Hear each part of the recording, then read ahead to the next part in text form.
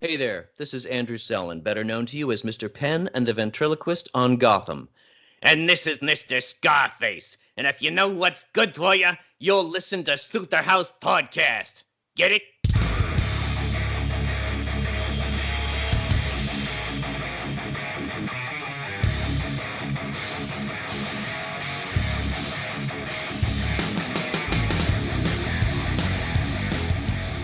Welcome everybody to SuperHouse once again. This is the second part into our deep dive into the Batman video games. I am the man who knows too much about Batman video games.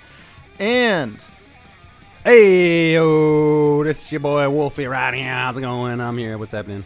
And this is Ben Wan, the man who knows too much about Batman stuff that is not video games. And we have our special guest once again, and he called himself the man who draws Batman too much, though I can't get enough of it myself, Dustin Lee Massey.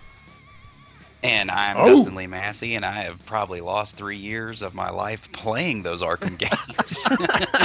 that's why you're the perfect guest for this. Thanks for coming on, man. You might not be aware yet because as of this recording, the first one's not even out yet, but this is the second part in our series. The first one we covered the retro gaming, the first Batman games that were ever made. And now we're skipping to the Arkham series in this second installment. So I've personally played and beaten every single one of the Arkham games. And first up, let's Wolfie, you have as well or no? I don't think I beat Arkham Knight. I thought it was pretty whack. Go ahead. Okay. And DL? I have played and beat all of them, and I've even beat some of them more than once. Nice. I am proud to report that It's called. It may have like strained my marriage a couple of times. You know a girl? wow, that's hilarious. Big reveal. When I first started Aw, dating man. Yuka, I was playing the third, like Arkham Origins or something, and I used to say, "I gotta save this city" to her or some shit like that. That's amazing.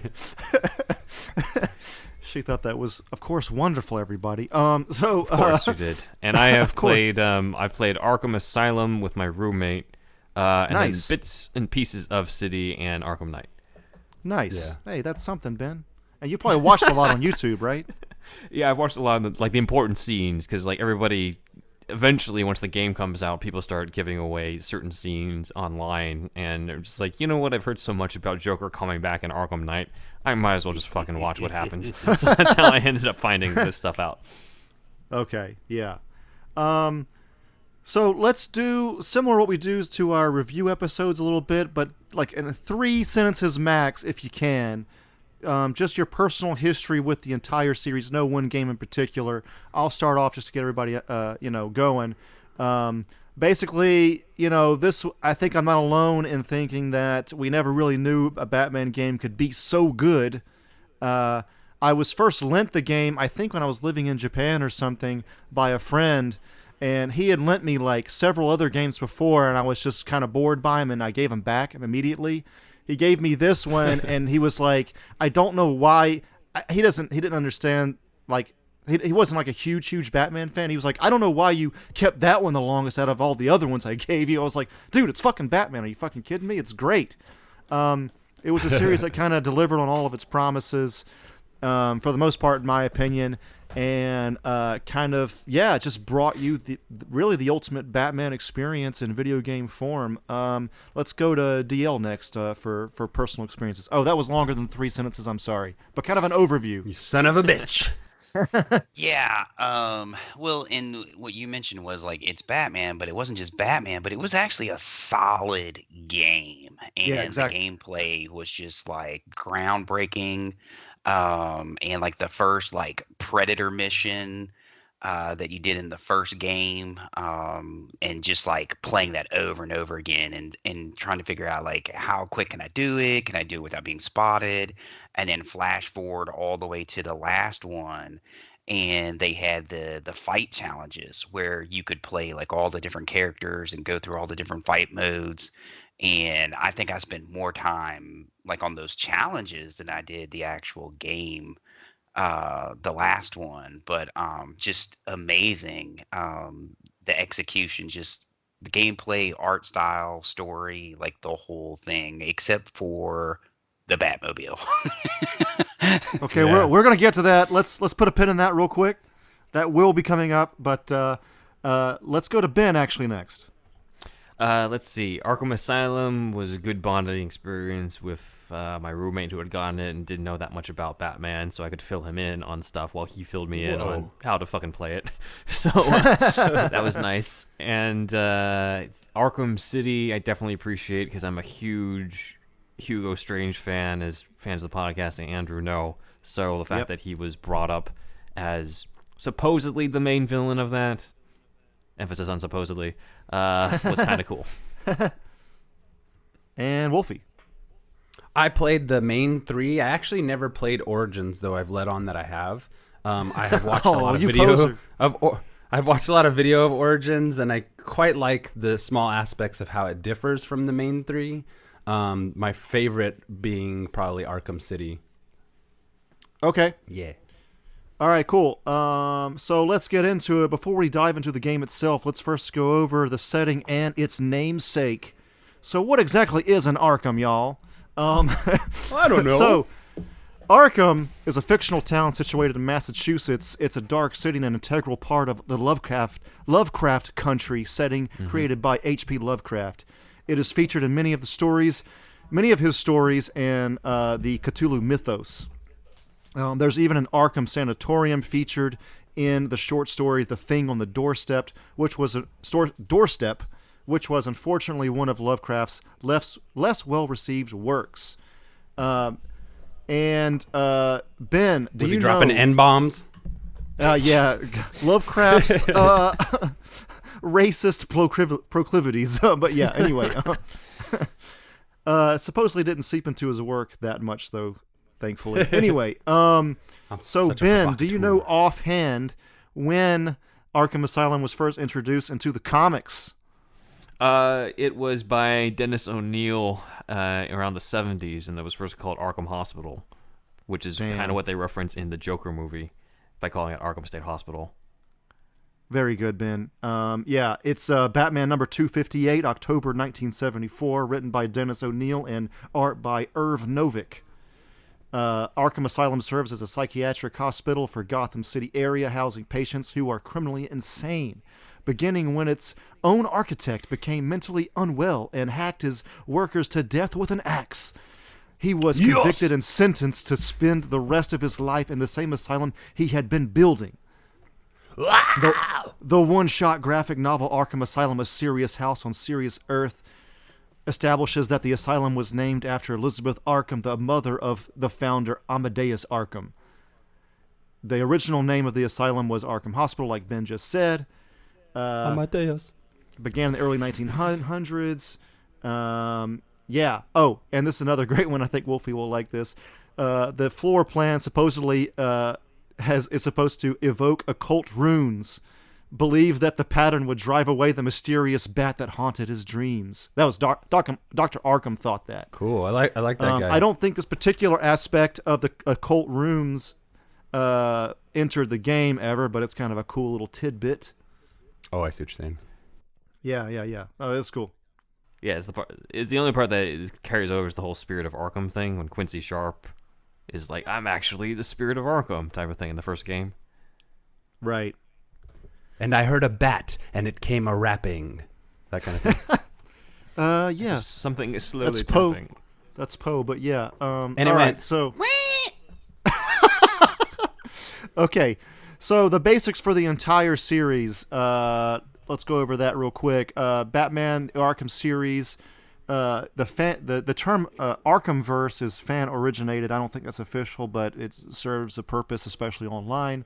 It's an action-adventure video game series based on DC Comics character Batman, developed by Rocksteady Studios and won by WB Games Montreal, published by Warner Brothers Interactive Entertainment. The first two Rocksteady games were written by veteran Batman writer Paul Dini and featured voices by Kevin Conroy and Mark Hamill for Batman and the Joker, respectively.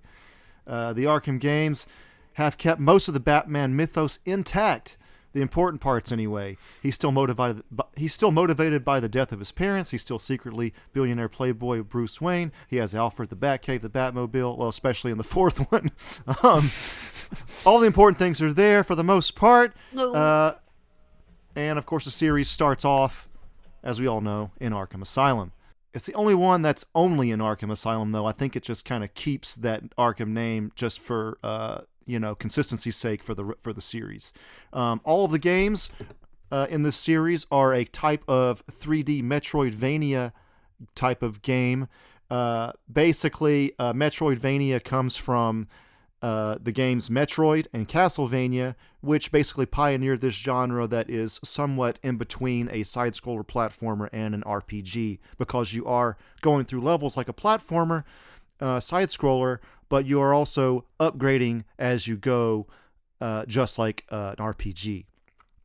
Okay? That's how he gets those wonderful toys. Exactly. And you progress through the game beating up bad guys while upgrading as well. So, yeah. All the games have regular beat-em-up sections as well as Predator mode stealth segments, which are similar to Metal Gear and Tenchu and the like, and also detective segments as you enter detective mode.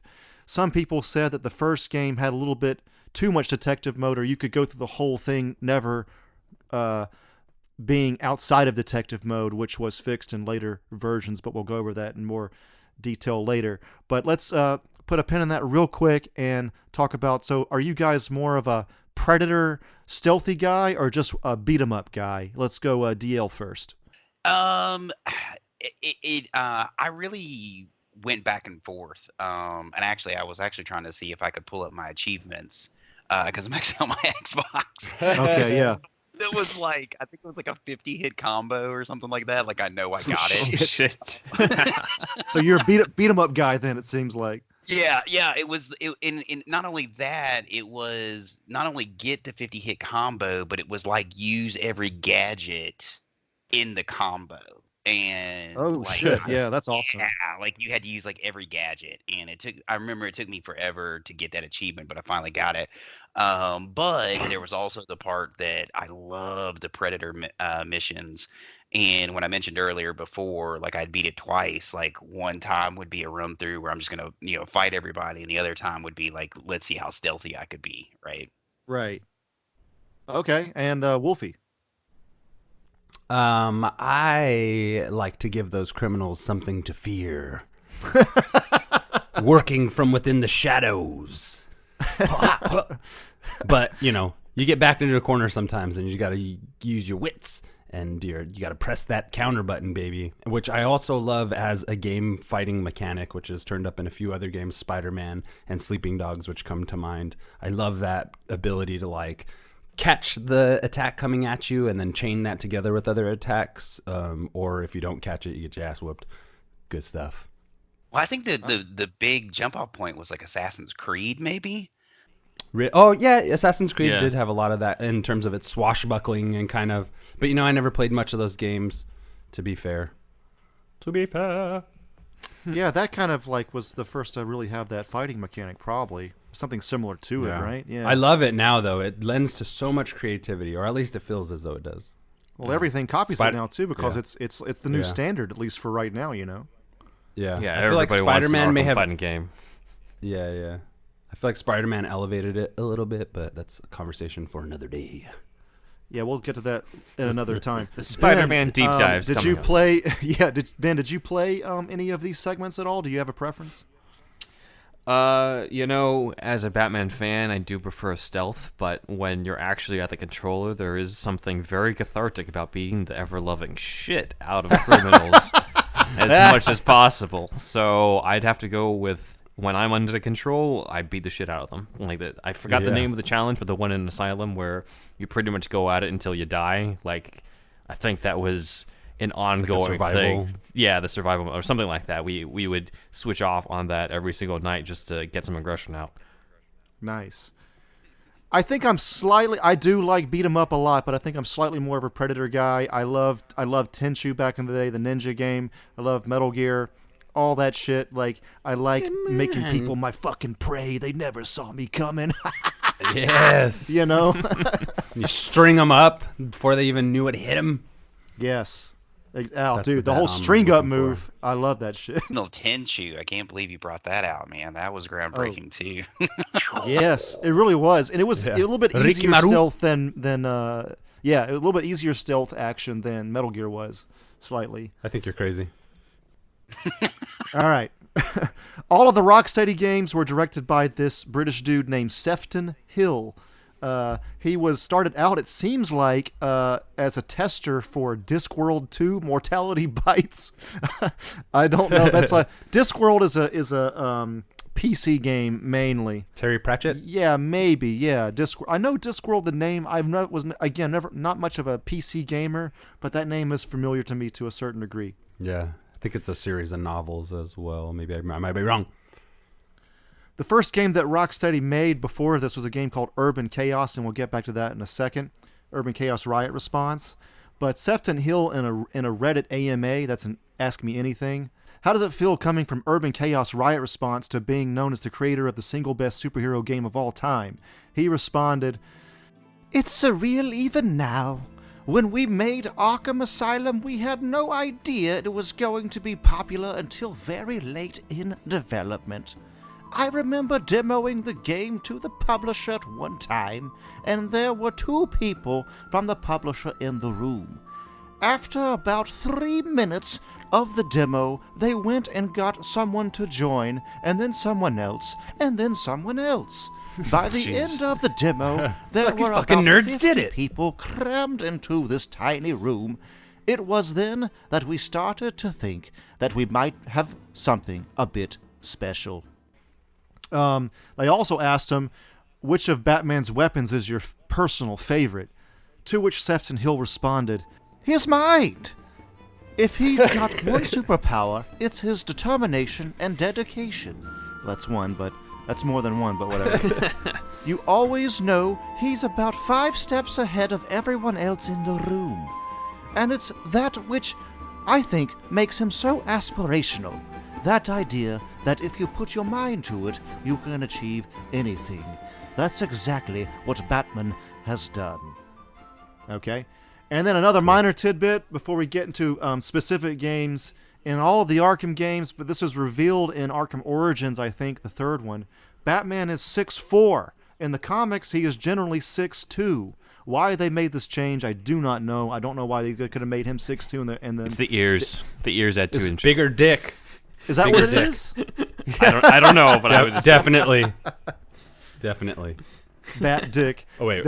And you What find we're this talking out about? whenever there's a police loudspeaker talking about where Batman is, or they're trying to find out. 6'9". He's 6'4". Go find him. I don't know what he says exactly. That's but too tall. 100 years ago, 200 years ago, he would have been in a cage. That's too tall. Well, maybe it's he's got lifts in the bat boots. I don't know. just be hard to run around. How's he going to fight anything? He's like punching the sidewalk. I mean, come on. Anyway, go ahead. You got the bat boots from the ZX Spectrum game. All right, so the first game in the series was, of course, Batman Arkham Asylum. Came out in 2009. Can you believe that shit was 11 years ago? In this, the plot is the Joker, Batman's arch enemy, has instigated an elaborate plot from within Arkham Asylum, where many of Batman's other foes have been incarcerated. Batman investigates and comes to learn that the Joker is trying to create an army of Bane-like creatures to threaten Gotham City, and is forced to put a stop to the Joker's plans. Throughout the night, Batman is forced to deal with the temporarily admitted sane prisoners from Blackgate Prison, Scarecrow, Zaz, Poison Ivy, Bane, Killer Croc, and Harley Quinn. Batman trying to stop his archenemy, the Joker who instigates an elaborate... Did I already go over that? Seize control of Arkham City and trap Batman inside.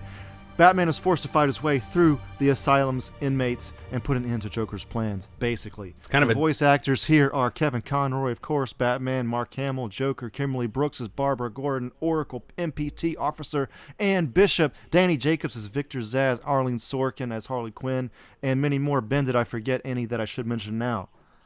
I think Tom Kane as Commissioner Gordon. Let Batmite. me think. Batmite was in Batmite. there. No, Batmite was not in there.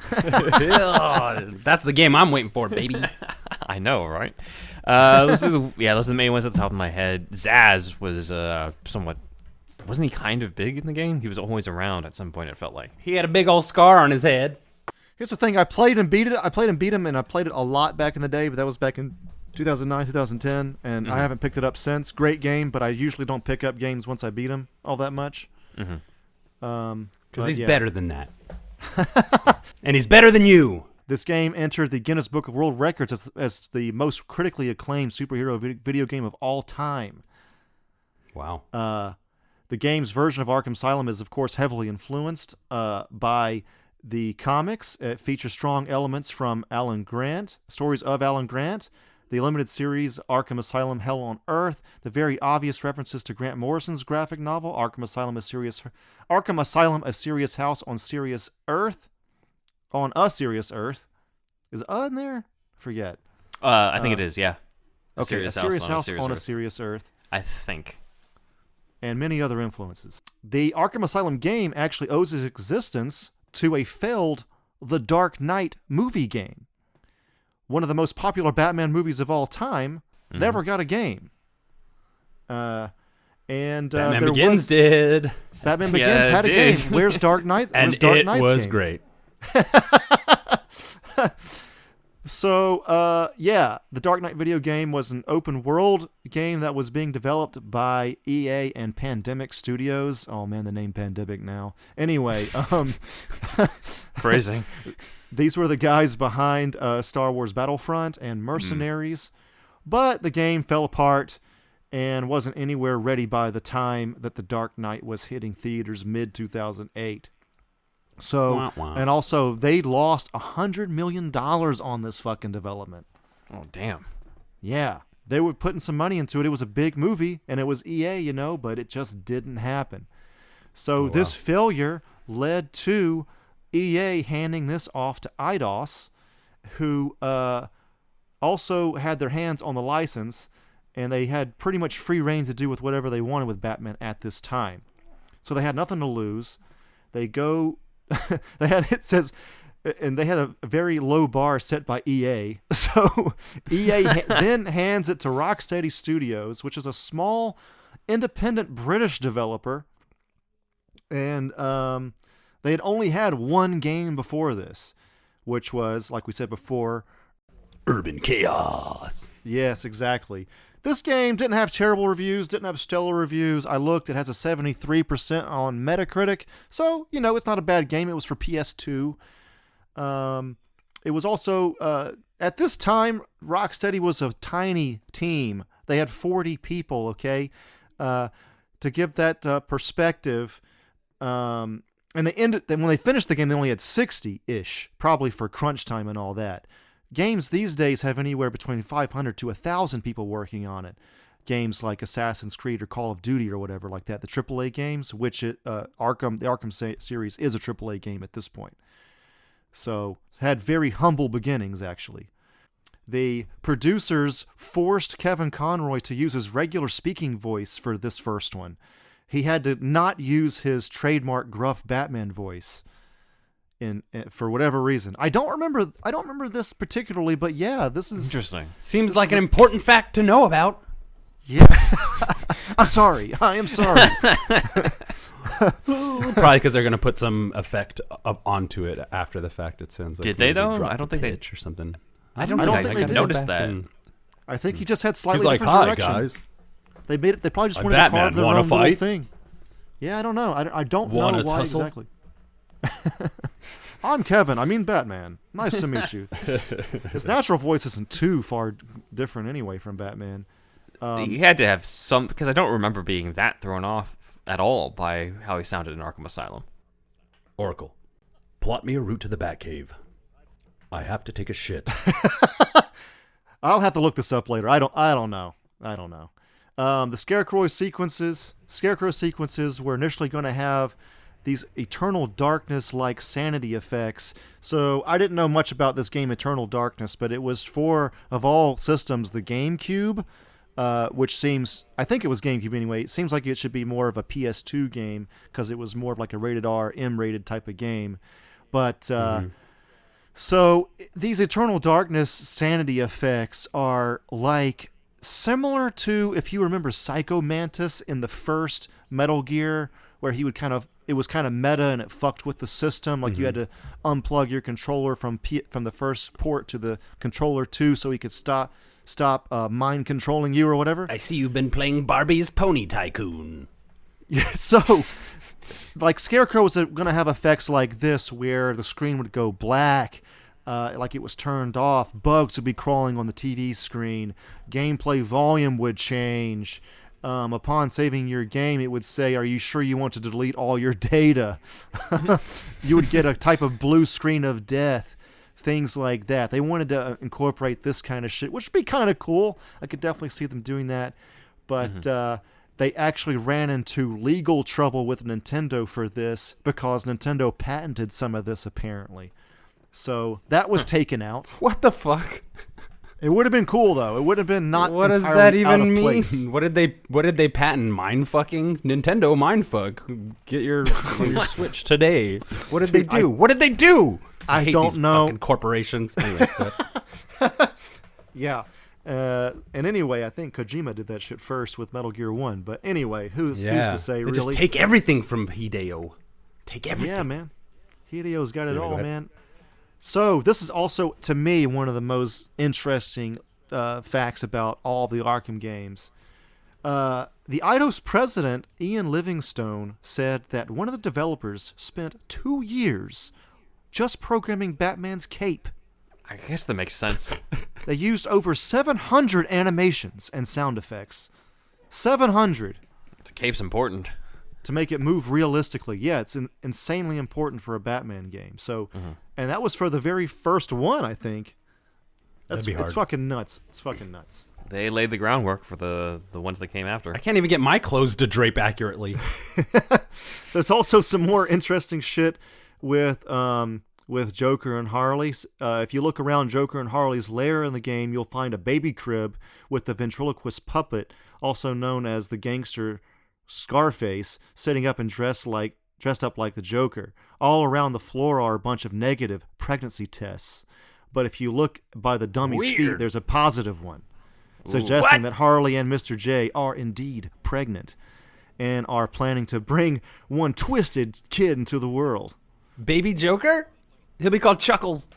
So in the DLC, there's DLC called Harley's Revenge, and it suggests that Quinn's pregnancy was either a lost or false positive. Really, they're just kind of fucking with fans. They just want to throw that out there, I guess, you know? All those Joker Harley shippers. Did you ever find this DL when you were playing the game? I remember distinctly the doll. Yeah. But I did not catch the pregnancy test, but I definitely noticed the doll in that part. But yeah, I had no clue about the pregnancy test. Okay, yeah.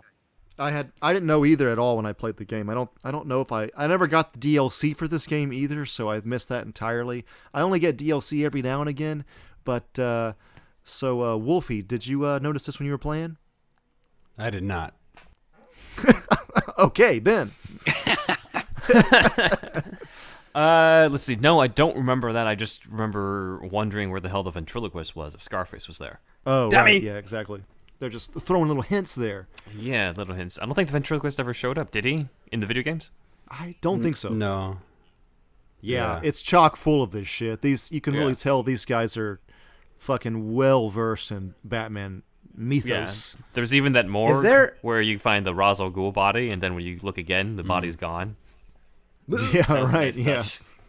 Is there a? You'll probably get to this later, but is there a crime alley in the Arkham games that you can Oh yeah, go to? Yeah. Okay, Oh, yeah. Okay, cool. definitely. I forgot. That was forget- even I like forgot. a whole thing with Scarecrow, right? Like you end Yes. up. Yeah. Oh. The third one, I got a real fourth bad memory.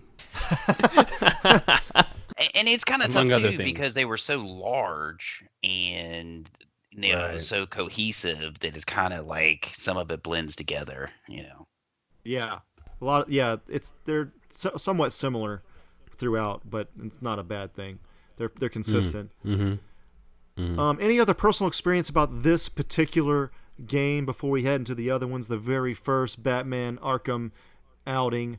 I fucking loved it, as you guys know. It was pretty much everything I wanted. I think a lot of the bosses, the way you fought the bosses, where you jumped on the back, like Bane's back, was kind of a little similar. Like all the bosses had a similar pattern, it seemed like. But other than that, it was just, man, it was just fucking great. It was like they just really fucking nailed it. Anybody else? Just let's go with Ben real quick. I remember being a little disappointed in the Nightfall comic when Batman never really got a rematch with Bane, the Bruce Wayne version. So it was kind of satisfying in that point in Arkham, the game, where Bane's like, I will break you. And Batman's like, no, Bane, this time I break you. And he runs him over the Batmobile. And I was like, you know what? There was never a moment like that. Bruce probably was laying up in that bed like, oh, I should have said that. And then waited, and then finally waited so many years to say that to him. Oh, Bane, you didn't even know it was coming. Wolfie, your thoughts on Arkham Asylum? Is the very first game have that really great fight with Croc where you're on those platforms, or is that the second one? That's the first one, right? That might be the first one. Yeah, I remember that. I think it's the first one. I remember thinking that was just such a cool fight and terrifying.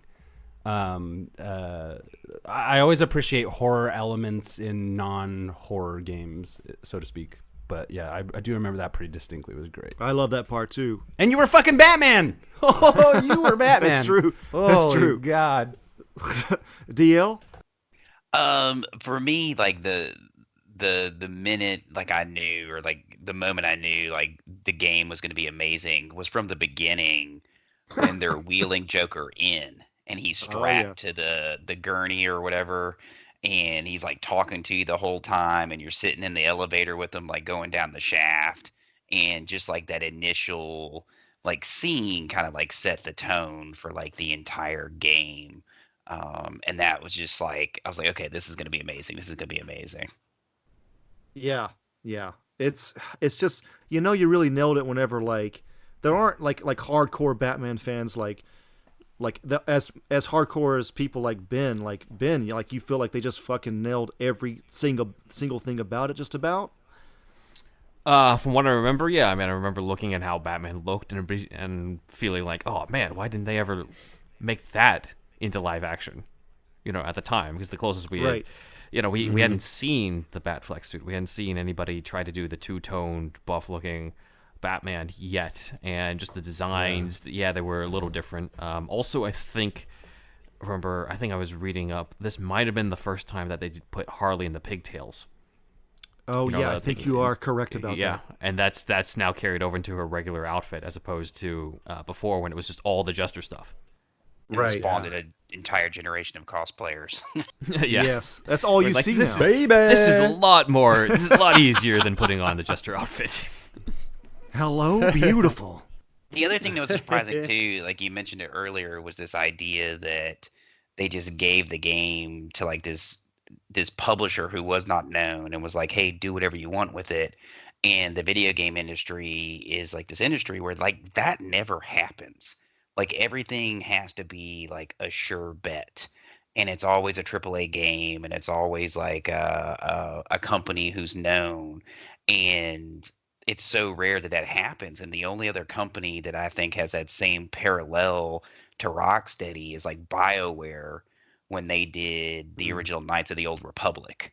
And that game was amazing, and they like blow up, and I see like parallels between those two companies, and they're like the only two that I can really think of that were like not known at all and given these huge properties, and they're like, hey, we don't care what you do with it, and then it blows up and it's like the biggest thing ever. Right. Yeah, I love that it was a small company too at first. Side note to that. Yeah. To that, Frank Zappa once said about the music industry, like, you always got these like really great things, great experimental albums and new innovations in music because all the executives were like old guys who didn't know what they were holding in their hand. But nowadays you have all these like hip young executives who are calling the shots and kind of like manipulating the way that we see entertainment, so to speak. Forgot where I was going with that, but Frank Zappa's great. You should listen to him. No, I think it was right. To the credit of like being able to like take the reins on a project without having the corporate weight over you and dictation and stuff like that. For sure, it paid off. Oh, the relationship between art and money. All right. Anyway, so the music was composed by a guy named Ron Fish. He's an American musician and recording artist. And this is some insane trivia, bro. He was the drummer for Dick Dale, which is one of the most famous surf guitarists in the world. Like that whole surf rock from the 60s. Look it up anyway. Yeah, Pulp Fiction. Yeah, the Pulp Fiction intro is surf rock. So he was part of that whole deal. I thought that was insane. I couldn't believe that. Cool. So he was one of the 4 composers to contribute songs to the soundtrack of the game God of War, and then I think that he was the sole composer for the first 2 games. So yeah.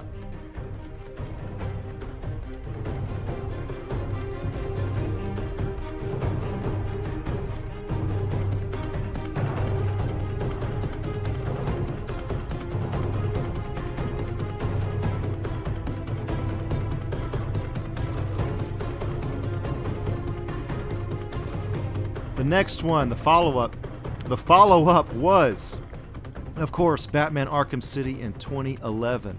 Just like the Nolan trilogy, the second one here is generally considered the best in the series by most fans. I personally happen to agree. Not that I dislike the others, but there was something special about this one. This whole idea of Arkham City, I mean, was that really based on any particular comic, Ben, that you can think of? Not really. I think that was their way of keeping the Arkham name while still allowing you to do what I think everybody wanted to do in Arkham Asylum, which was go to Gotham. I remember being on I'm on the shores or something of Arkham Asylum, and I tried to grapple all the way across to get to the Wayne Tower, and it just never worked. Yeah. That's awesome. The voice actors here this time around once again: Kevin Conroy as Batman, Mark Hamill as the Joker, Kimberly Brooks once again as Barbara Gordon, Oracle, MPT Officer Ann Bishop, Martin Jarvis as Alfred Pennyworth, Danny Jacobs once again as Victor Zsasz, Tara Strong this time as Harley Quinn. That is different. How? And anybody else real quick, Ben? Arlene had retired the Harley voice. Her last performance was in Arkham Asylum, and Tara Strong is now the go-to for Harley Quinn ever since Arkham City. And she had done a few voices of Harley beforehand, but this was kind of the official passing of the torch was in between Arkham games. Let's see. So we also had, I completely forgot when you first mentioned in Arkham Asylum, but the Riddler. Wally Wingert. Oh yeah, is the Riddler in all of the games, and he was also the voice of the Riddler in the 1966 animated movies that we reviewed, voicing the Frank Gorshin version of the Riddler. So he's voiced 2 different versions of Riddler across the video games and movies and different media. And then we also had Corey Burton. That's his name, Corey Burton, as Dr. Hugo Strange, kind of doing what sounds like a Christopher Lee impression. While he's doing it, but it worked, and that kind of influenced the. It wasn't the first time that was done. The first time was actually done by Frank Gorshin, when he was Hugo Strange in the Batman animated show. But Corey Burton, I think, made it even more popular because the video game, of course, has been played by more people than the people who have watched the animated series from 2004. That is true. There's a whole generation of kids where this is their first Batman. Yeah. Okay, so Batman, thank you for that tutelage, Ben. Batman Arkham City is set 1 year after the events of Arkham Asylum. It features a bigger cast, and once again, written by Paul Dini, along with a guy named Paul Crocker, and it seems like Sefton Hill, the lead programmer, also probably had some say in the story as well. Batman in this game is incarcerated in Arkham City. It's a massive new super prison enclosing the decaying urban slums of Gotham City. He must uncover the secret behind the sinister scheme Protocol 10, orchestrated by the facility's warden, Hugo Strange. Meanwhile, the Joker is dying due to the unstable properties of the Titan formula in his blood. After he injects Batman with his blood, Batman must work to find a cure. Mark Hamill reprises his role again as the Joker from the previous game.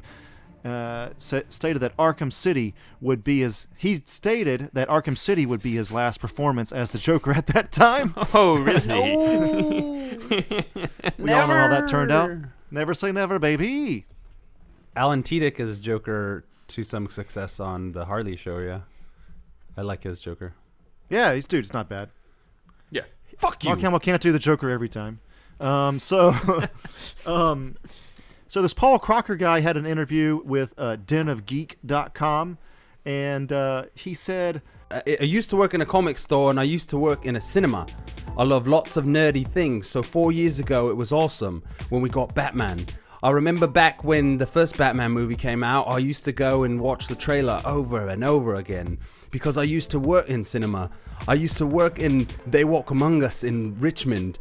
What I didn't know about at the time was that it was amazing research for making video games about Batman, because you get to understand the popular opinion of what the character is as opposed to what your own opinion of what the character is. So we try to absorb all these different opinions and get to the halfway point. All right. he also had this to say about the Penguin. The Arkham Penguin was the first to be British, right? I think so, yeah. Nolan North, who is not British, is putting on a very Cockney accent as the Penguin in this. So Paul Crocker had this to say. He's great for us because he's our Penguin. I guess from our point of view, he's the first character where we said to DC, in this game we wanted to do our own take on it and it's going to scare you. And they said, well, what is it? And we explained and they went, yeah, that's cool. Because that's cool. Yeah, that's cool. Because we started doing anything for the game. We're very aware of the history of the characters and what they are and what they mean. We want to look at the Penguin and say, that's Penguin. He is Penguin, but he doesn't look like any other Penguin that's ever existed. He doesn't sound like any other Penguin, and that's great for us. Jolly good, Wolfatavius Maximus. That's my Penguin laugh. I think they said that instead of the monocle, it's like a broken piece of bottle that's stuck in his eye. What? Oh, I don't shit. even remember this. I don't remember Yeah, that either. That's I remember interesting. this. Looking him up. I didn't even put it together that they were a British company, but like I always like thought of it in terms of like Guy Ritchie films, right? And like the gangsters from that. He's like Ray Winstone Yeah. as the Penguin. Yeah, right. Like they're making that kind of connection. Oh, that's right. Yeah, that's true. I remember now. Yeah, he is more of a like what was that guy, Bullet Tooth Tony or some shit. He's that like new age Cockney gangster. What's that great Ben Kingsley movie? Fucking Sexy Beast. Yeah. I never saw that actually. I love that shit. That's it. He just recently put out The Gentleman, and it's just like hilarious because like all those films are always like just dropping the word cunt like crazy. That's how they say hello in the UK. Hello. Cunt. Cunt. It rolls off the tongue, really. Ben, did you enjoy this Cockney Penguin?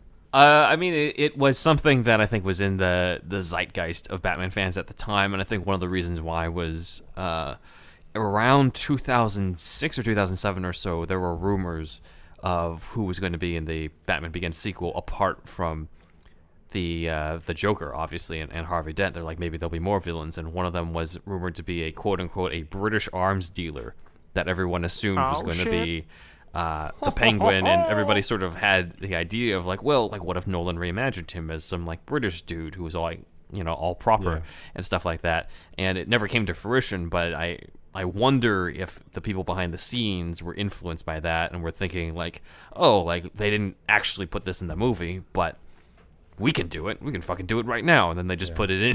And it makes sense because of, like, the proper... Like, there's always an element of Penguin where he's, like, trying to be the gentleman's gentleman, even though deep down he's a fucking monster. Mm-hmm. But there's always something proper about him and stuff like that. And the fact that he is kind of... Yeah, he's kind of a reimagined as this Brit gangster.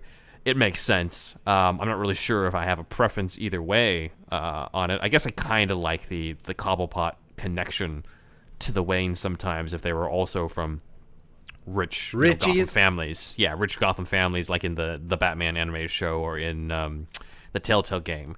But this one's still good. I like the design of it. I like the voice of it, and I think that it sort of said like, hey, like don't think of Penguin anymore as just the funny guy in the top hat, but also don't think of him as purely the Danny DeVito mutant either. This is something that's kind of in between. And I think that's what I appreciated. Ray Winstone would have been great. Ben one time explained to me that he's the ultimate Gotham gangster, the Falcones, and Maroni's or whoever, like all the Gotham gangs fear the Penguin the most, right?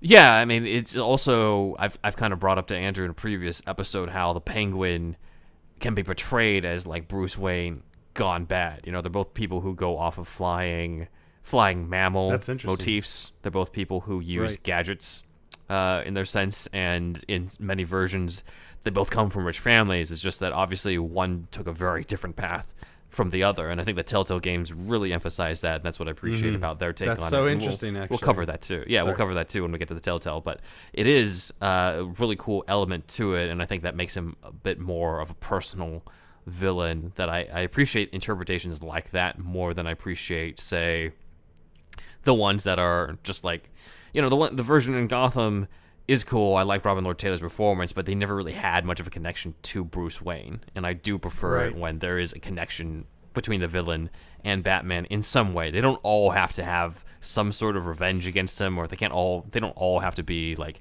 oh, we used to be friends, Bruce, like with Harvey Dent and stuff. But something like that, I always appreciate.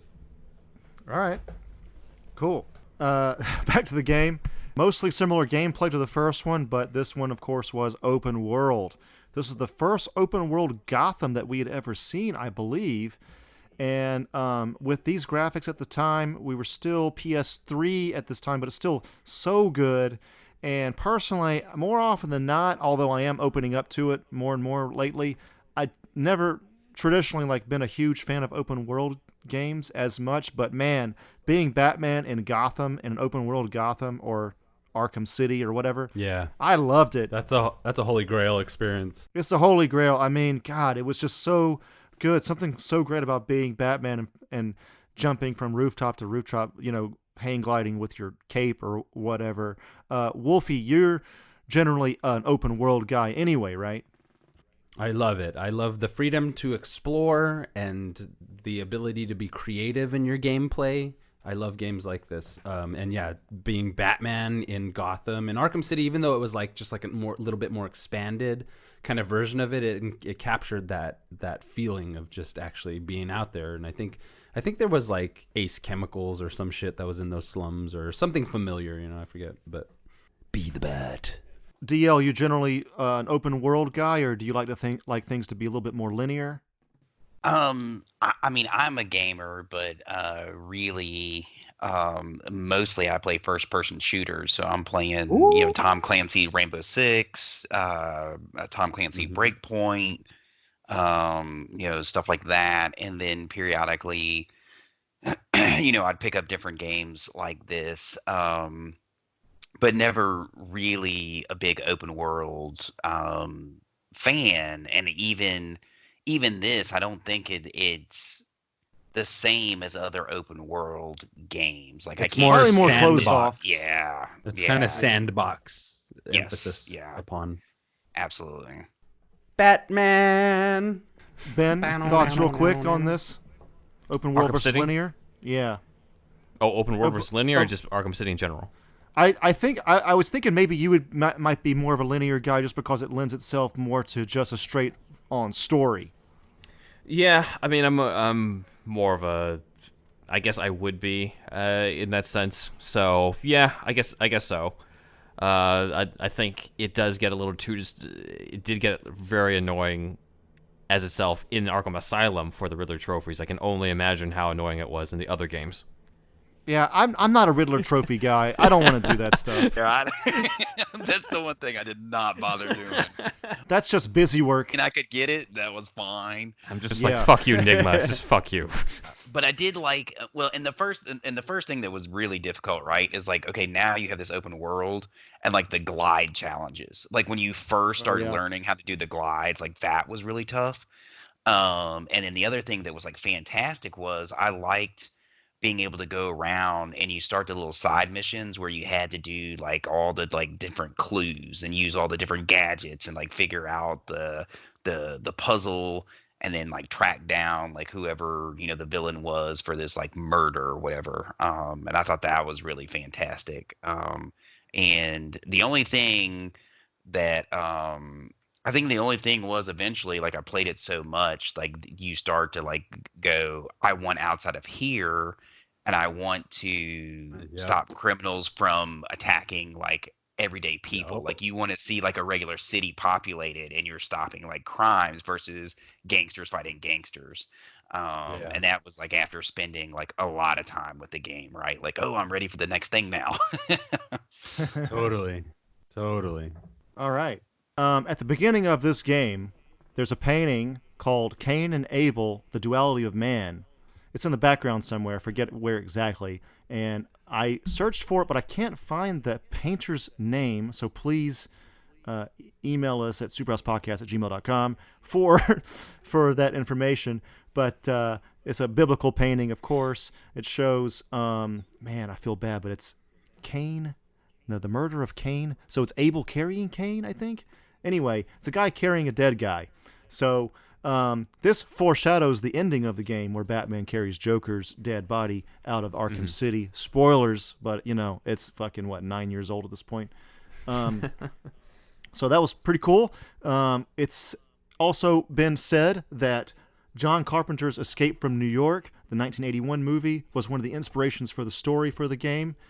Cool. Interestingly enough, one of the many rejected scripts for the remake of the film from 2010 was inspired by and was very much like Batman Arkham City. Oh, nice. It is heavily implied at one point in the game that Harley Quinn is pregnant once again, is or was pregnant. They're obsessed with this, okay? Yeah, they really love it. Let it go. Suggested by examining Harley's costume on a dummy and panning down to the floor. At the dummy's feet is a box reading Fruitful Endeavors Pregnancy Test. Lying beside it is a positive test. Okay. As long as Batman wasn't using the black light to find semen. You know what I mean? Yeah, exactly. That's probably most mode. of what he does. On a shitty day, that's probably most of what Batman is about. Like, it's another kind of weird situation we have here. I can't let Joker's seed be spreading, Robin. It's DNA forensics, okay? He carves a fucking cum shot out of the wall and repieces the fucking fingerprint together. If he ejaculated all over the place, we'd have a good chance of finding him. Man, maybe Harley Quinn's gonna cover that. That's fucking funny. Anyway. Harley Quinn was the key to capturing the Joker. Okay. But how, Batman? I'll explain when you're older, Robin. There's semen everywhere. At one point, Batman overhears thugs talking about a rumor that they heard that Harley Quinn used to be a man. This is actually an inside joke. Harley Quinn was motion captured by a man. And they released video I feel very of this weird now. in a fake reveal trailer at the time. That's all very complicated, and I didn't understand a word that you said. Well, we're moving on.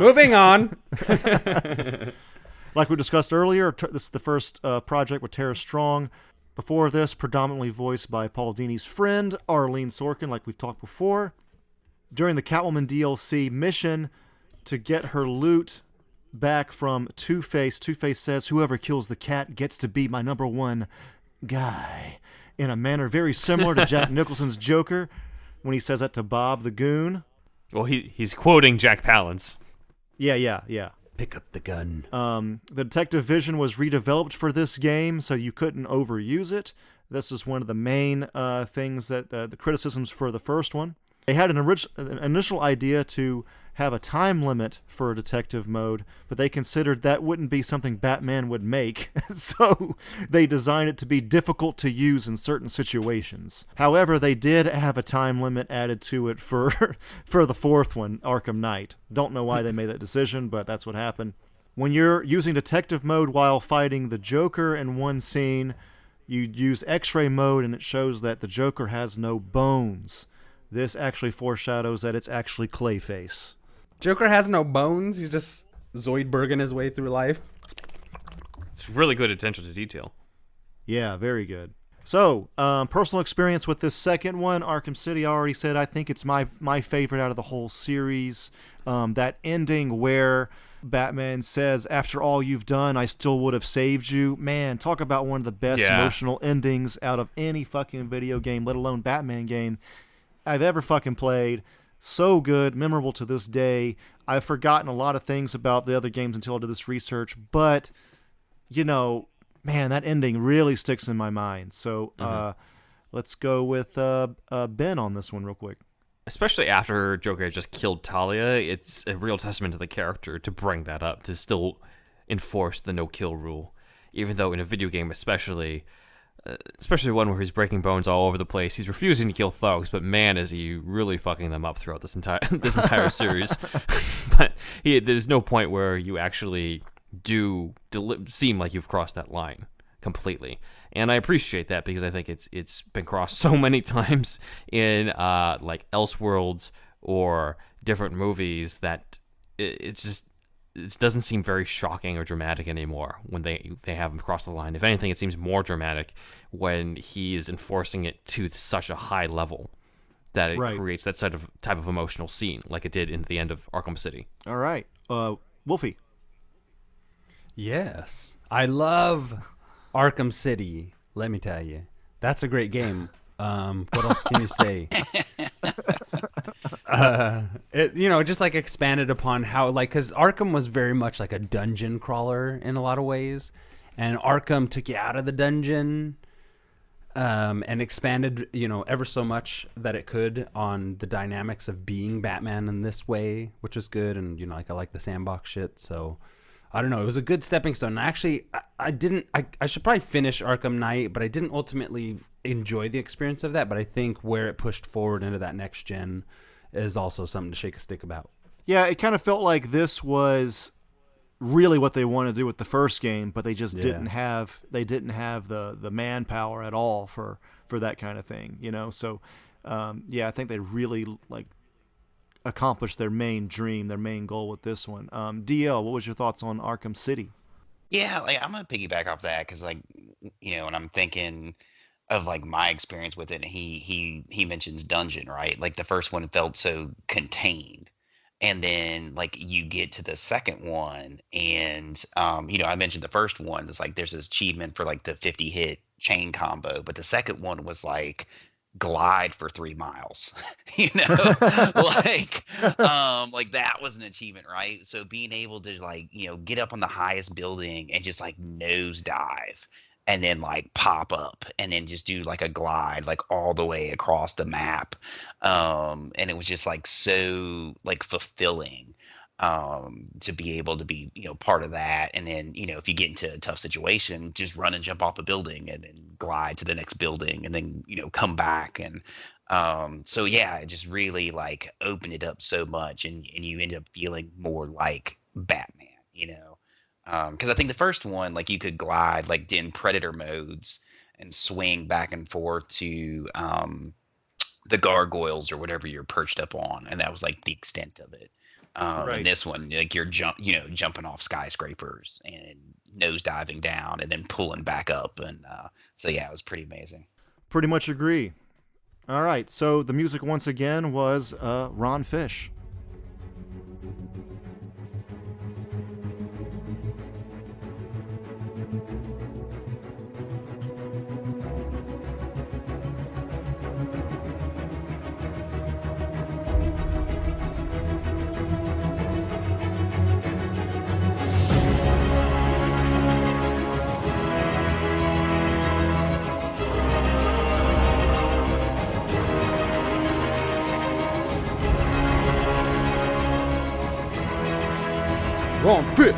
Ron Fish. Sorry, this wine is starting to kick in. Boda Box, what a lifesaver. So, the next game. 3 liters. The third game to come out was, of course, Batman Arkham Origins in 2013. Maybe for some, the third time is not the charm, but we'll get into it. This is the first game in the series not made by Rocksteady. The reason for this is, as far as I can tell anyway, it's similar to what Call of Duty does, where in order to keep pumping out a popular series, they'll change a company year to year, or 2 years this company, 2 years that company. All the while they're working on the other game too, but it takes a long time to make these games, so they have to lend it off to somebody else just to keep them coming. So that's what happened here. This one was made by W Games Montreal, which is why you saw so many French names in the credits for this one. Yes. So this was the first game in the series that does not feature the vocal talents of Kevin Conroy and Mark Hamill. The game was written by Corey May and Duma Winsha. And they wrote Assassin's Creed and Prince of Persia. Maybe the first one's in those. I don't know which ones exactly. Those Prince of Persia games were really good. Were they? The first two were really good. They led to like the mechanics of Assassin's Creed. The third one a little bit divisive. Okay. Really good though. This is the first game in the series that also had multiplayer, and that content was developed specifically by a company called Splash Damage. So it's a totally different company making that mode, which is interesting. Personally, I like this game quite a bit. We'll go more into personal experience a little bit later, but real quick, I mean, oh, you didn't even play it, Wolfie, huh? No, I didn't play it, but I've seen a lot of reviews of it, and I really appreciated how the art style was a little bit different. That's one of the things with the Arkham games in themselves that really was a turnoff for me, was the style with which they were presented. I liked Arkham Origin. It was a little bit more dialed back. Okay. And DL, your general real quick thoughts on Arkham Origins? I mean, I thought it was great. I know there was some negativity around it, and I remember loving the game. Now, it doesn't like stick out in my mind, so maybe that's a drawback. But I remember like it was solid, and I had fun playing it, man. So like, I don't really have anything bad to say about it. Yeah, for me, it's like it's Batman with batarangs and predator modes and punching bad guys and fighting villains. Like, it's fucking ticks all the boxes for me, so I fucking loved it. Cool to see kind of like a prequel. So, yeah, I don't know. I didn't really get it personally, but whatever. And Ben? I think one of the best detective scenes in general for Batman is when he's solving the murder. Yeah. And he connects it to, it's when it has to deal with Black Mask's girlfriend. And then he's like, I connected it to Joker. And then he's like, he doesn't know who the Joker is. And there's something chilling about that. I always like those types of stories where in the beginning, it's just like that line in The Dark Knight where Batman's like, you know, one man or the mob. Like, let's concentrate on the mob. Let's not worry about this guy who's robbing banks because he has no idea what he's up against. Right. And I think that was really well done. And I think the negativity around it is a bunch of bullshit, it sounds like, because I think it's mainly because there was a bunch of, like, I think it's probably because of, you know, they changed companies and, oh, it's not Kevin Conroy and Mark Hamill, therefore it sucks, which I think is always, like, look, I love Conroy and Hamill too, but it does get to a level where I'm like, I'm down for other voices, I'm down for other shit. Like, it doesn't always have to be Conroy and Hamill, give them a break, for fuck's sake. So, yeah, exactly. In this sense, I think Roger Craig Smith was a good substitute, and I think Troy Baker is amazing considering the fact that he was also Two-Face in Arkham City. I think he's also Robin in that, as well as the future Arkham Knight, and he is Lego Batman in the Lego Batman video games and the Telltale Batman. So he does everything. Damn. So the fact he can even do a Mark Hamill voice, Mark Hamill-like voice, and sound like he could be a young version of the Arkham Joker is great. And I think the criticism was like, oh, like they brought in Joker again. I'm just like, look at the games. Like, this whole series is about Batman and the Joker. Exactly. Like, that's the main relationship. Yeah. Like, Batman's whole relationship is just the Joker. Yeah, pretty much. His main squeeze. He's Zeus, Joker's Loki. I mean, come on. Is the video game really going to be that interesting with Batman versus Black Mask? Like, come on. I think if we're going down that route, I think that fucking what's his face, half ninja, half face, Deathstroke. Deathstroke, yeah. I think he's next in line to take over as kind of like a mainstay Batman villain. Just saying. Yeah. Well, he's Film-wise. in the game, right? Like, Yeah, he Deathstroke's is. in this one. Yeah. And I think Joe Manganiello was going to be such a good Deathstroke, and that was like a trajectory to be like, you know, because honestly, for films, they need more Batman villains that make sense on screen. Just saying. Well, and because they kind of blend together, so I don't remember which one like Deathstroke popped up in first, but I remember the fight scene just being like amazing with Deathstroke, and I thought it was Origins. I thought it was that game. I think it's Origins. I think because that's the one that Tim Miller directed, the promo where it was Batman versus Deathstroke. Because there was like the laser sights periodically are popping up on you, and then eventually like you get to him, and then there's like a quick time action thing, and then you have like the fight. Yeah, it was fantastic. This game was, of course, not directed by Sefton Hill because it was directed by Benoit Richer. Nice. Montreal, everybody. But yeah, Otherwise known as Le Batman. I couldn't find a whole lot on Monsieur Richer, but his Twitter profile says that he is, quote, a passionate dad, game director, gamer, runner, and ultimate frisbee player. Oh my! I think it was the first game he directed. He was like a level designer or something before that.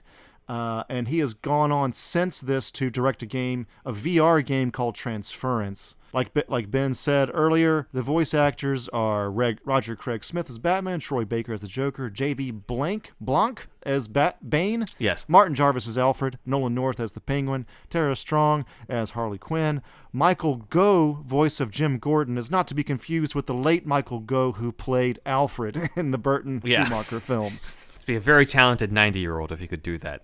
Exactly. Oh, as well as CCH Pounder, Amanda Waller. Of course, playing Amanda Waller, and Robert Costanzo is back as Harvey Bullock. Costanza? Yeah, his last name is Costanza, yeah. George! It's the summer of George! Anybody else I'm missing that should be mentioned real quick? Of course, there's more than this, but just trying to get the major players listed here. Wally Wingert returns again as Enigma, who becomes the Riddler, obviously, and then Kelly Hu as Lady Shiva. I don't remember who Deathstroke was off the top of my head. I don't remember either. Please send us an email. Complain to us. All right, so... The actor's listening to this, and he's like, fuck this. Deathstroke Arkham Origins. It does have the best commercial, because this is the one that had the commercial that does the little flashes of Batman's origin from the shot of his parents getting killed to him at the funeral to him getting bullied to him training and all leading up to him fighting off Bane, I think. Ben, I believe you mean Deadpool 1 director Tim Miller, of course. Yes. I don't know if he did that one. He directed that one, I believe. I thought he directed the Deathstroke one. Oh, he directed one of those, I'm sure. I think he directed the Deathstroke one. Deathstroke was Mark Rolston. Mark Rolston was Deathstroke, it looks like, the voice actor. Okay. The plot of Arkham Origins. It's a prequel set 5 years before the events of Arkham Asylum.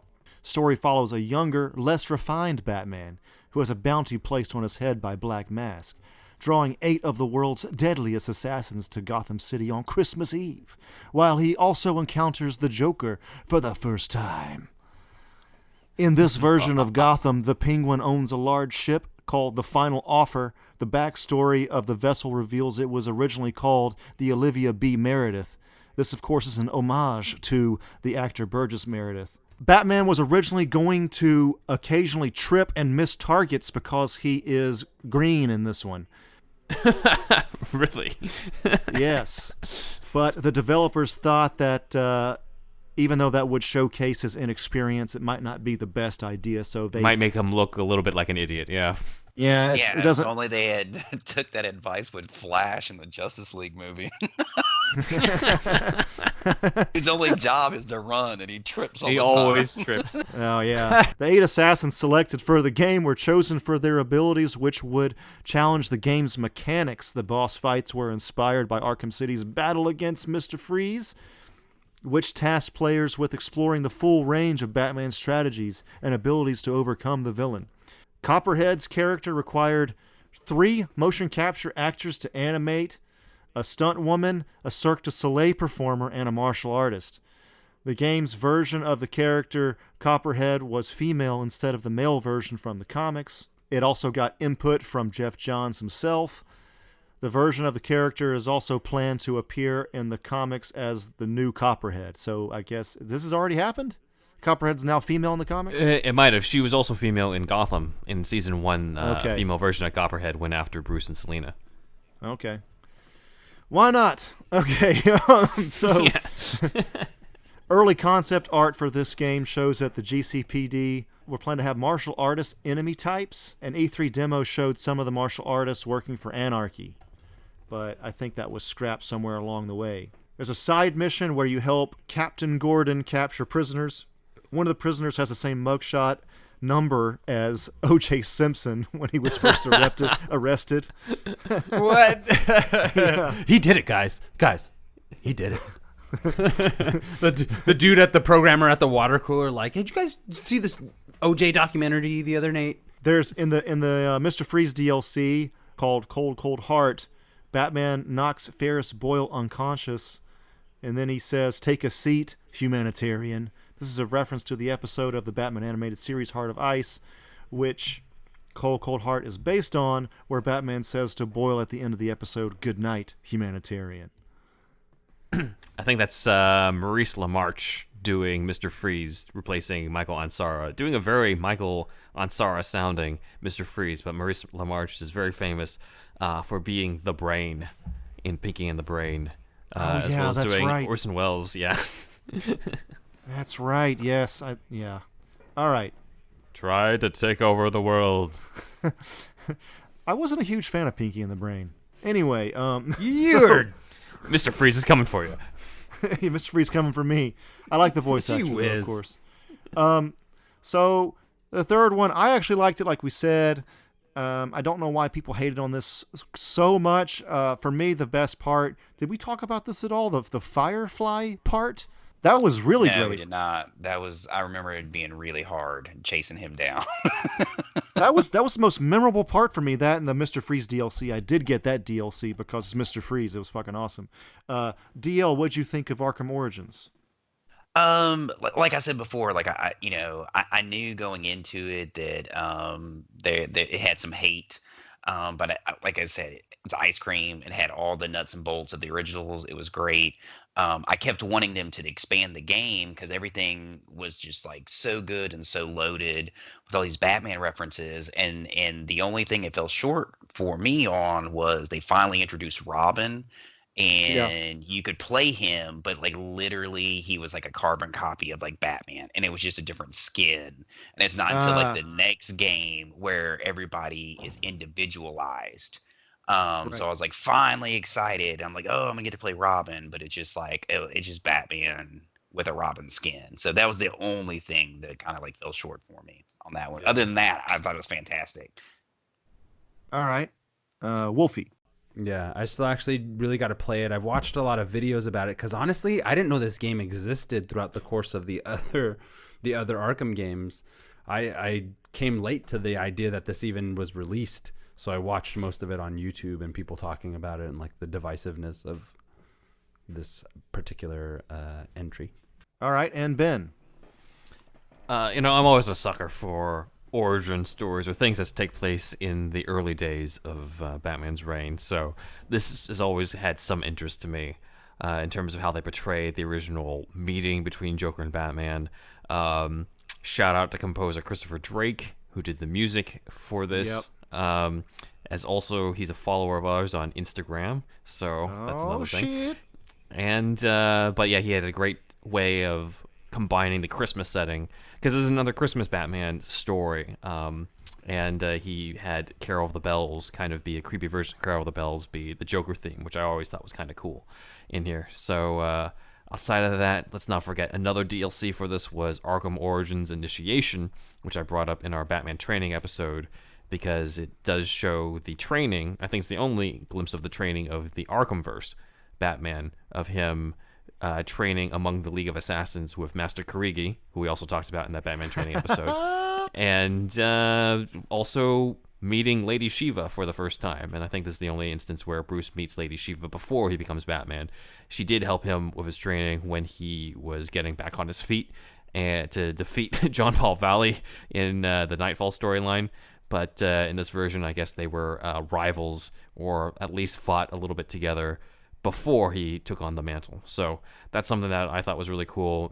Doing a video game of Bruce Wayne's training, I think, is a cool idea. It's only a small DLC, and I don't know how long it is, but I don't think it's that long of a thing.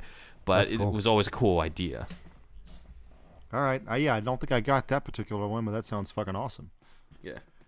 All right. So as you said, Christopher Drake, friend of, well, at least our Instagram, did the music this time around because, like we said before, this was not Rocksteady for this one.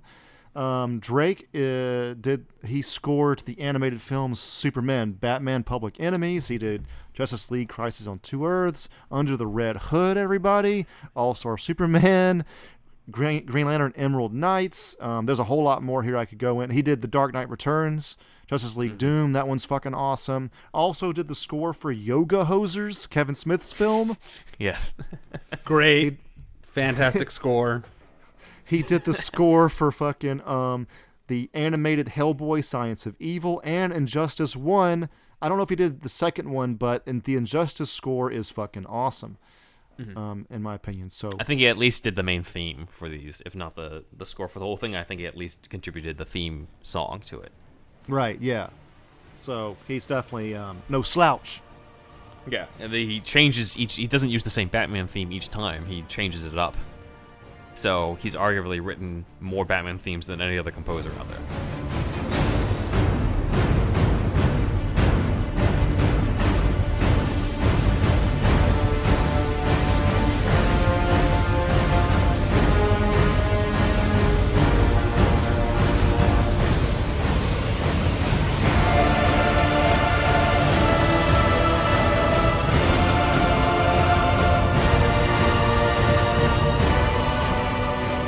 We've arrived, everybody.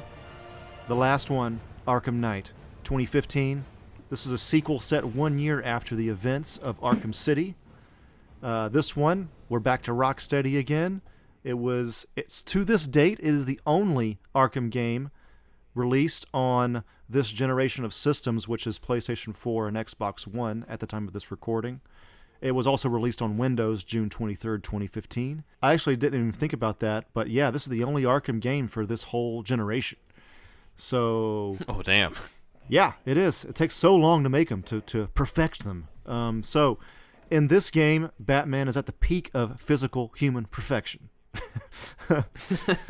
He wasn't before? This was in this game, this was their intention to have Batman at his absolute peak. Okay? From the waist down. Yeah. Oh, hey-oh. Got a lot of Catwoman action. This was the first time you could drive the Batmobile in the Arkham games. Let's talk about it, DL. Oh man, it was horrible. Like I don't think it would have been so bad if it wasn't like required all the time. There were all the puzzles that you had to complete where the Batmobile, like, you couldn't complete the puzzle without it, and it was just like torture. To it just got to the point where I'd rather glide all the way across Gotham on my own than drive that Batmobile. It was terrible. Like, it was just not done well at all. Wolfie? Agreed. Yeah, the Batmobile in this game at first was like, okay, this is kind of fun, but it's just like a total tank. It's just too much. It's too much. The whole thing is just too much, the Batmobile in there. And they could have done it in a better way. Had it been an actual like open world game rather than still a sandbox kind of game, it would have made more sense because you would have had places to go. Imagine if you had a Grand Theft Auto mod, essentially, that was Arkham, and you had a Batmobile in that. You'd be going places. In this game, it was just kind of like a whole different arcade game in between the times you get to be Batman. Shit sucked. Ben?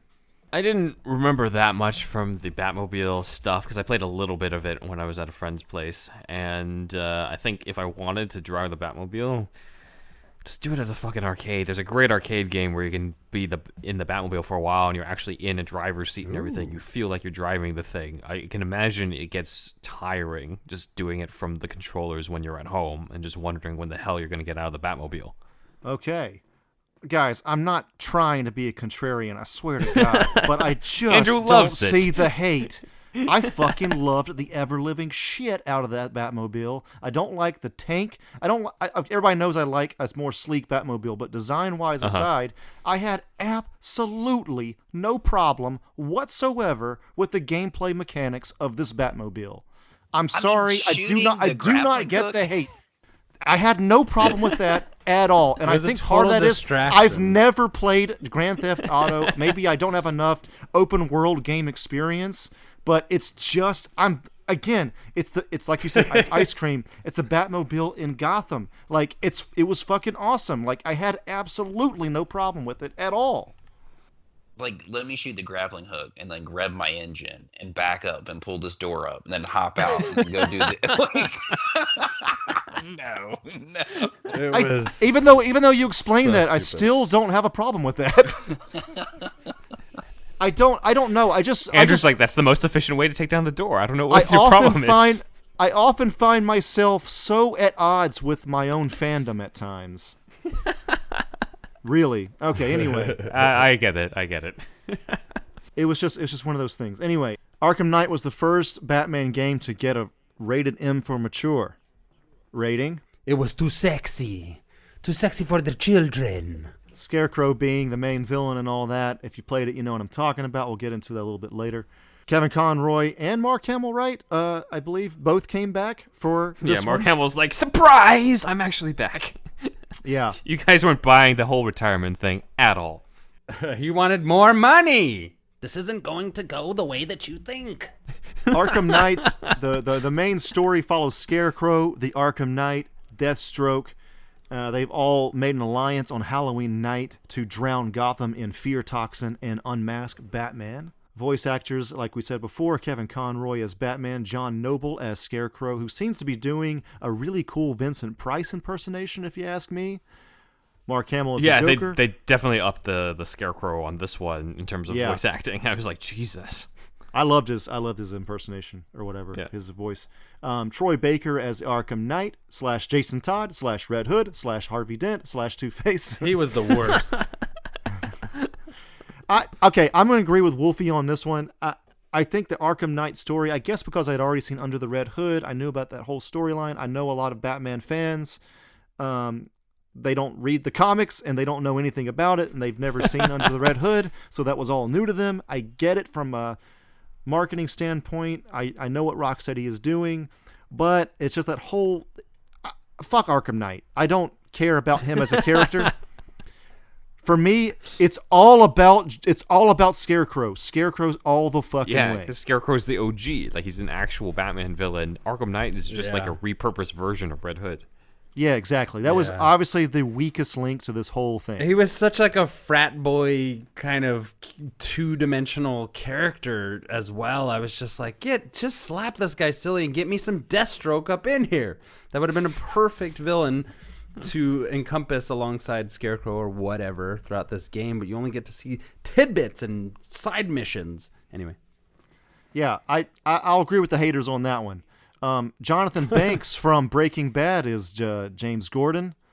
Martin Jarvis once again is Alfred Pennyworth. Tara Strong is Harley Quinn. Any more Ben? Not on the top of my head. Those are, I think, the big ones. Sorry, no, I can't think of any. All right.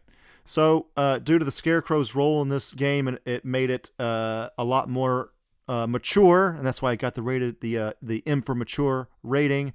There's a lot of intense and frightening scenes. The outfits are a little bit more provocative, especially by Harley Quinn. There's even a fetish shop in Gotham in this game. Oh, yeah. Who doesn't like cat feet?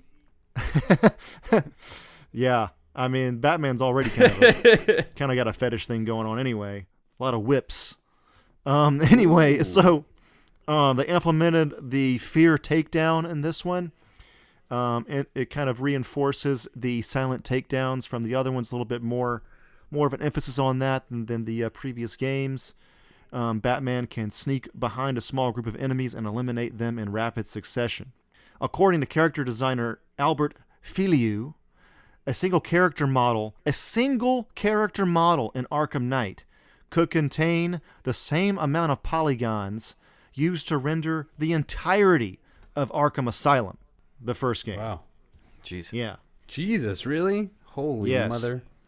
Yes, they fucking really went all out on this one, despite some criticisms. Gotham City was redesigned for this one a bit. Well, the previous games had a little bit more Gothic architecture, but this one had a little bit more believable and dense cityscape, adding more elements like neon lights, billboard advertising, American-styled cars are in it, shops as well. Art director David Higo described the final design as, quote, feeling a bit out of time. You couldn't pinpoint whether it's 20 years ago now or in 10 years' time. I do not know if that guy is British. So, in the DLC, Matter of Family, a hidden room can be found between the Ferris wheel and the Great White. Inside the room, the player can find the DC villain Starro the Conqueror in a containment tube. What? That's fucking awesome. I did not know that. Anybody catch that while playing? No. Yeah, nobody did. All right, so do you know Starro, Wolfie? He's like a big star, right? And they fought him Starfish. like the Justice He's a giant Society or some starfish. shit. It's like Yeah, Justice very early League. on, correct? The first Yeah, okay. first appearance, that was the first villain they went up against. They were on drugs. It's really cheesy, but excellent, you know? One of those things. Excellently cheesy. Come on down to Domino's.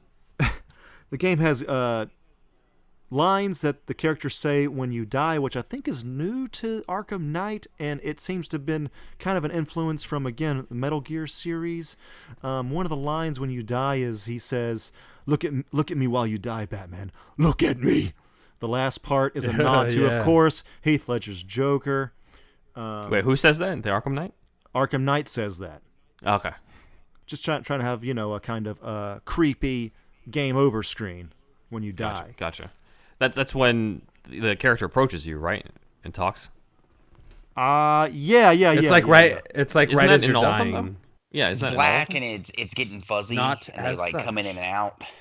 Yeah, I thought that was in the other ones. Yeah, I'm pretty sure that was in Arkham Asylum. Yeah, I'm pretty sure it was in the other ones too. You're wrong, Bush. Finally, I'm finally there for the moment when you slip up, buddy. How does it feel? I'm the Wiz. I'm the king. 'Cause I remember Joker always doing it, coming up and talking. Oh, that's right. Yes. Yeah, you're right.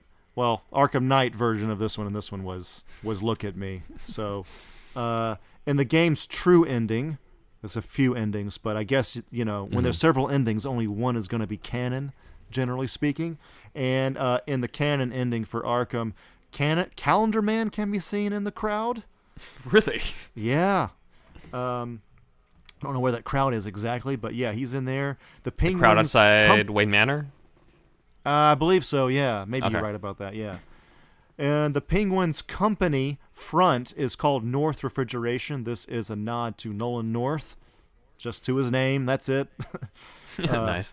Gray Ghost posters can be seen throughout the game. I remember most awesome. specifically there's a Gray Ghost poster in an elevator somewhere. And I was like, oh, fuck, that's awesome. Ghost. One of the best episodes. Mm-hmm.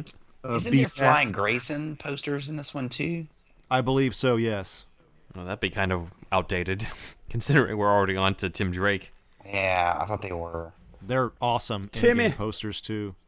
I'd order a print of that shit. Anyway, Sefton Hill, the director, stated on Reddit that they were originally going to include an interactive combat battle against the Rocksteady employees in the game's credits. Har har. What? Yeah, just like a little extra thing during the credit roll. That's it. But they didn't have enough time for it, and it would have been what's known as a new game plus, which it harkens back to the days of Chrono Trigger, I believe. It's just basically after you beat a game, you can play it again with some different features. So, but they had to remove that for time constraints. Each time the player got knocked down, the developers' names and roles in development were to appear during slow motion as Batman got up, I guess, or something. I don't know. But anyway, that was going to be the new Game Plus thing. You actually lost your radar, or not radar, but when you played it again, you didn't get the counter notification. Like you would get like the lightning bolts around your head. Yeah, if you do it again, like you didn't get those. Like you had to like just be in tune with the rhythm and like figure out the counter on your own. Okay, that was a new Game Plus. That was after you beat it. Yeah, new game plus. I think that was on all of them. It's like it would start over, and you would have all of your upgrades and everything intact that you got from that last game, but then they would make the difficulty a little bit harder. Oh, okay.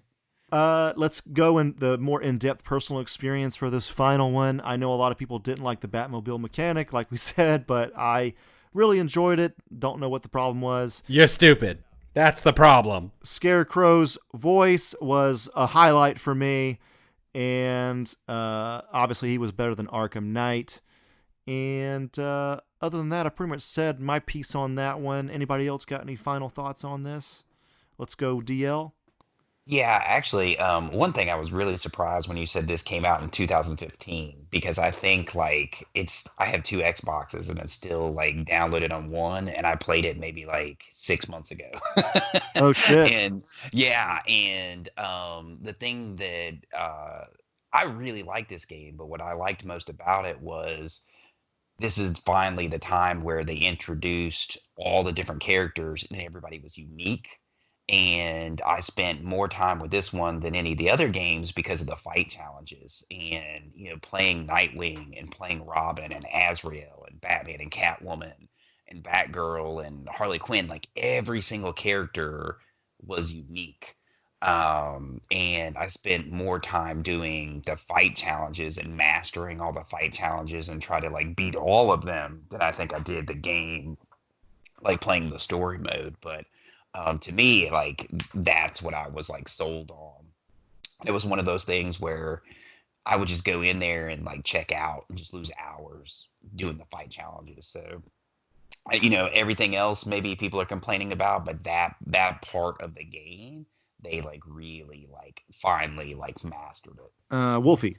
With Arkham Knight, I felt like it started to get repetitive. I felt like I wasn't feeling like I was Batman so much anymore, as like, this is the best we can do to make you feel like you're Batman still. And, they had those like Riddler races and things and all these like little distractions that felt like cheap arcade games that really took away from the atmospheric gameplay of like the first two, especially like the first one, in that it felt like a dungeon or something. I felt like Arkham Knight was just like all over the place, and it felt really repetitive, and I think that's why I didn't finish it. I'm gonna give that one a shit score. 4 indeeds. Jeez. That game sucked, man. I don't get really it. It's gotta mostly the same, except for the fine Batmobile. I don't know. I will never get it. I'll never get it. Where they tried to make it like new and exciting, it was a distraction, and where they left it just the same, it was too much of like repetition, and the story was really not as good as the first two. The only thing that the Arkham Knight story wasn't great, but the gameplay against him I thought was fine. I don't know. I don't get it. Anyway, Ben. All right, so let's see. I always felt Bruce Wayne's face looked really weird. Whenever I saw video clips of this, I was like, what the hell did they do? He looked okay in Arkham City, but for whatever reason, in this version, they fucked it up or something. I don't get it. But that's the thing that comes to the top of my head. The other thing that I'd like to acknowledge, because we had Cole Vallis, the first live-action actor to play Tommy Elliott, a.k.a. Hush, in Gotham, but the first actor to do the voice, or one of the first to do the voices of Hush, was actually Kevin Conroy in Arkham City side mission, as well as in Arkham Knight, where he does the whole thing where he takes on Bruce Wayne's face, which is from the Paul Dini arc of Heart of Hush, which, funny enough, like most people associate Hush with the Paul Dini stuff, with him taking on Bruce Wayne's identity. They don't actually associate it with the actual Hush story, which I always thought was kind of funny. Let's see, and then I know Arkham Knight, Deacon Blackfire makes an appearance in it, which is interesting because that's deep cuts. He was the villain of the storyline The Cult, which we will talk about a lot when we get to the upcoming Dark Knight Rises deep dive, because that was definitely, or it feels like it was definitely, some sort of influence on the Dark Knight Rises, and if it wasn't, then it's a hell of a coincidence. There was also an Arkham VR game, which is admittedly not all that bad, although I didn't think it was that bad. Who knows what everybody else thinks. But the only problem with that one is that it's super short. Not many people have played it because it's VR only. It lasts about like 2 hours, but it was also directed by Sefton Hill. And that one, of course, because it's VR, you're literally, well, not literally, but you're moving your VR controller around to throw batarangs and shit in the Batcave. And of course, I mean, it's not as expansive as Arkham City or whatever, but it's cool. There aren't very many Batman VR games anyway, so it's like, take what you can get. I'm sure there'll be a better one later. But yeah, it was fine. I read an article where it was written by Gus Lewis, who played young Bruce Wayne in Batman Begins, and he played Arkham VR, and I think the title of the article was something along the lines of like, what it was like to see my parents get killed again. Yeah. So I thought that was kind of cool, and I was amazed at how much he's obviously grown up since Batman Begins, so it just shows how quickly time passes. Even though we're back to Rocksteady for this one, Ron Fish did not return. It seemed like there was a little bit of drama there. I don't know for certain, don't quote me on it, but it seemed like he just wanted to have too much of his own spin on something, and they just wanted to kind of like keep it in the same line as the rest of the games. So I think that's the case. Ron Fish, please come to the podcast and spill all of the gossip and spit venom and whatever was going on. Yes, please do. Please give us all the dirt on that. So they replaced him with a guy named David Buckley. It's a British guy. He was a cathedral choir boy who performed for Peter Gabriel's score for Martin Scorsese's Last Temptation of Christ. That is interesting. The deep cut trivia up in that motherfucker. He has collaborated with Harry Gregson Williams. He did the Shrek the Third score, but also Gone Baby Gone. Really? And additional music for Wonder Woman, 50 Shades movies, Big Eyes, American Hustle, David O. Russell's Joy movie. So yeah, he's also no slouch himself.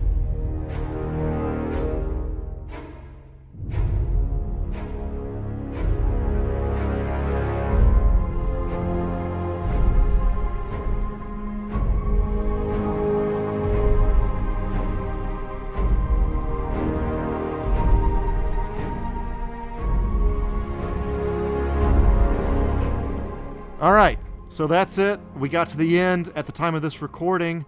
All we know is that they're making a game called Arkham Court of Owls.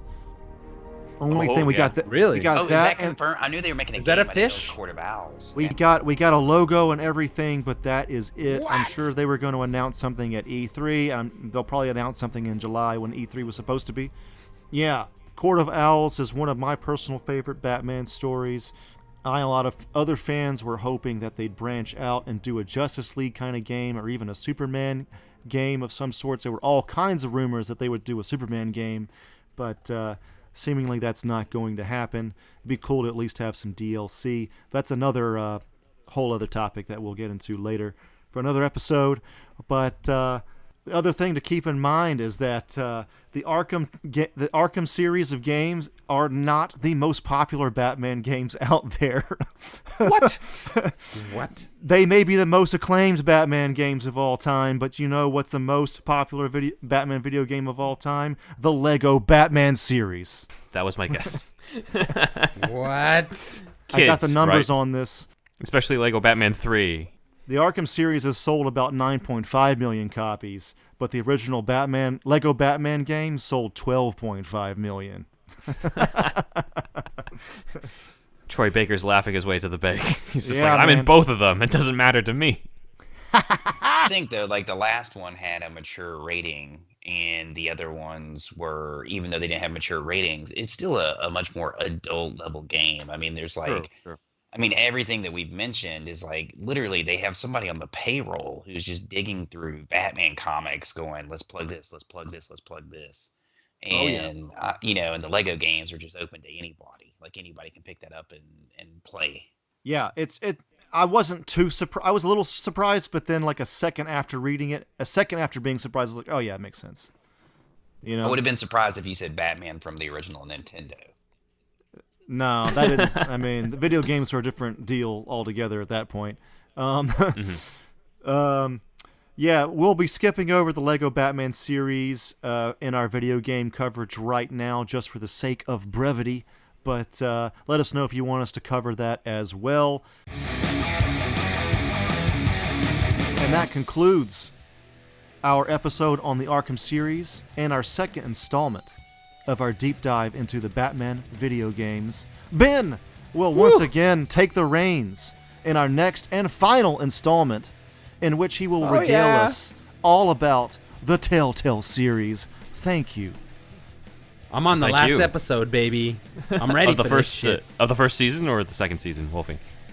There's 2 seasons. I'm on the first season. Then you're not on the That's last good episode. to know. Shit. All right, well, finish up the first season, and then you'll find out what happens in the second season when we do the episode. How about that? Will do. All right, so let's, I guess, have you plug your couple pages. Yeah, man. www.lmasseyart.space. I have prints up there. I have commission guidelines. If you actually sign up for my mailing list, from now until April 1st, you'll get a discount code for 20% off your purchase. And then also, I have my Patreon account, which is patreon.com/DL Massey. And I have 3 different tiers, $3, $9, $21. And you get like all access to behind the scenes progress pics. You get to vote on what covers I do. There's a print of the month club, a lot of different, benefits and content that people on Instagram are not getting right now. So check those out. Awesome. All right. I am Ben Juan Ryder on Instagram, as well as head the SuperHouse podcast Instagram account at SuperHousePod, as well as the Twitter account, also SuperHousePod. Shout out to our followers, one of them being, as mentioned in this episode, Christopher Drake, composer of Arkham Origins, as well as many DC animated films. His account is at Christopher_Drake. Also thought I would take the chance to shout out to a few of the Instagram followers of ours who have been former guests. So that includes Chuck Patton Art, Rob Freitas at Freight Train Mold Maker. Also, big thank you to fan samg.mov, who sent us some very kind words for our Instagram posts, saying that he had learned so much about Batman from just looking at our Instagram posts. So please keep following and reading, Samg. Let's see. Also to Brett_Taylor, the actress who played Martha Wayne in Gotham, who's a follower of ours, as well as Batforce Tom, a fellow Batman podcaster, and you might be hearing from him sometime soon as well. Anyway, could be. Yes. Over to you, Andrew. Yeah, I'm Thunderwolf Drew on Twitter and Instagram. Shout out to Kooky Noms, Matt Herring, and Alicia as usual. Please join the Shasta Army. That's our $1 tier on patreon.com/SuperHousePodcast. Slip into our DMs on SuperHousePod on Instagram. That Ben probably already that Ben curates. And please send us any mistakes or anything like that to superhousepodcast@gmail.com. Also, to that same email, please send us our voice recordings that you may or may not have been hearing in our most recent episodes. These could be something like Superhouse is fucking awesome, or you're listening to Superhouse, or whatever. Open up your voice recorder app, do a little recording, and then share that to superhousepodcast@gmail.com, and you too can be a part of Superhouse. And I think that's going to do it. I'm looking forward to the Telltale tutelage, Ben, and that's it for me. I'm Wolfie Cruz on Instagram. That's CRUZZ. I also run a meme page called Sentient Meme Generator. Check that out on Instagram or Facebook. Come join my movie group, the Overly Critical Hyper Analytical Movie Club on Facebook. And shout out to Daniel Crozer. Go on Amazon and watch Isolation Man, his absurdist superhero feature. Superhero absurdist? I don't know how to describe it. Go watch it. It's crazy. And thanks for coming on again, DL. Absolutely. It's fun. Oh, yeah. Awesome, man. All right, check us out again. Same bat time, same bat channel.